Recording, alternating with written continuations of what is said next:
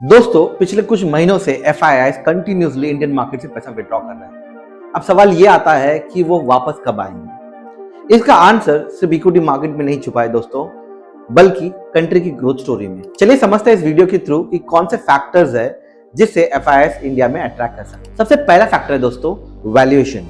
अगर हम global market में एशियन मार्केट को देखें, जहां पे साउथ कोरिया, ताइवान, चाइना जैसे मार्केट हिस्टोरिकली अपने लोअर वैल्यूएशन चल रहे हैं और ये लोअर वैल्यूएशन पे ट्रेड कर रहा है।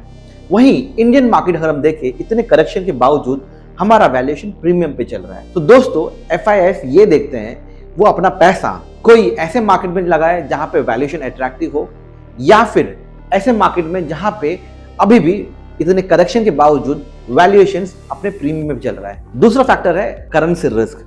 दोस्तों एफआईआईज उस कंट्री में पैसा लगाएंगे जहां पे करेंसी स्टेबल हो। एफआईआईज सिर्फ इक्विटी रिटर्न देख के नहीं आते दोस्तों, कई और फैक्टर्स भी होते हैं। जैसे कि मान के चलिए कि अगर उन्होंने इंडियन मार्केट में 10 से 11% रिटर्न बना भी लिया और उसी समय आपकी रूपी 5 से 6% डेप्रिशिएट हो गए, तो उनका इफेक्टिव रिटर्न बहुत ही कम हो जाता है। तो जाहिर सा सवाल है, वो अपने आप से एक सवाल पूछेंगे कि इतना रिस्क लेने के बावजूद क्या ये जायज है कि आप इंडियन मार्केट में पैसा लगाओ। इसलिए एफआईआईज को अट्रैक्ट करने के लिए उस कंट्री की करेंसी स्टेबल होना जरूरी है। तीसरा पॉइंट, गवर्नमेंट का रिसेंट मूव। ये मूव एफआईआईज के हित में है।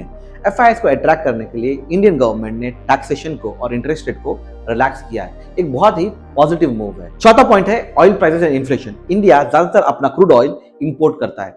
मिडिल ईस्ट के टेंशन की वजह से क्रूड ऑयल के प्राइसेस शार्पली इन्फ्लेट हो गए और इन्फ्लेशन इंडिया में बढ़ गया। अगर इन्फ्लेशन बढ़ेगा तो कॉर्पोरेट की अर्निंग बहुत ही ज्यादा प्रेशर में आ जाएगी, उनके मार्जिन रिड्यूस हो जाएंगे। फिफ्थ पॉइंट है अर्निंग। एफआईआईज रिटर्न से ज्यादा अर्निंग पे ध्यान देते हैं। अगर उस कंट्री की अर्निंग अच्छी हो, यानी कॉर्पोरेट की अर्निंग स्टेबली 12 से 15% हो, तो उनका प्रीमियम होना जस्टिफाई करता है। बट अगर ये जस्टिफाई नहीं करे तो एफआईआईज यहाँ पे कॉशियस हो जाते हैं। Point number 6, US interest rate. दोस्तों ये बहुत बड़ा फैक्टर है। अगर फेडरल रिजर्व अपने इंटरेस्ट रेट इसी लेवल से बनाए रखते हैं तो एफआईआईज को एक डेवलप्ड कंट्री के अंदर रिस्क एडजस्टेड फ्री रिटर्न्स उनको उन्हीं की कंट्री में मिल सकता है। तो वो कोई भी इमर्जिंग मार्केट में रिस्क क्यों लेगा। Point number 7, geopolitical stability.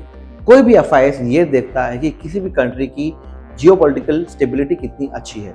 ये war situation, crude oil situation, रूपी डेप्रिसिएशन सिचुएशन, ये सारे ही कंट्री के लिए अनसर्टेनिटी बनाता है और एफआईआईज को अनसर्टेनिटी से नफरत है। ये सब कुछ एफआईआईज के रिस्क कैपिटल को इफेक्ट करता है।